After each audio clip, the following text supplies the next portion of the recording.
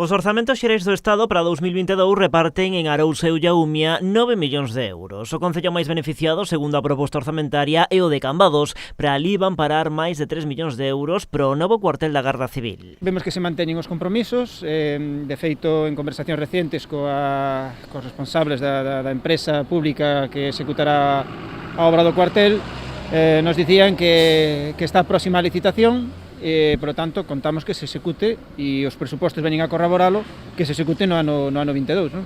Ademais, tamén se contempla unha partida simbólica de 10.000 euros para a Praza de Abastos de Cambados, mentres non se resolven os trámites para a súa renovación total. Compromiso adquirido nunha visita que fixemos ao Ministerio, o concelleiro Suso Charrín e máis eu, en espera de obter todos os trámites, as autorizacións sectoriais, que manteríanse nos orzamentos unha partida, a parte correspondente que iba a financiar o Ministerio, e así o fixeron.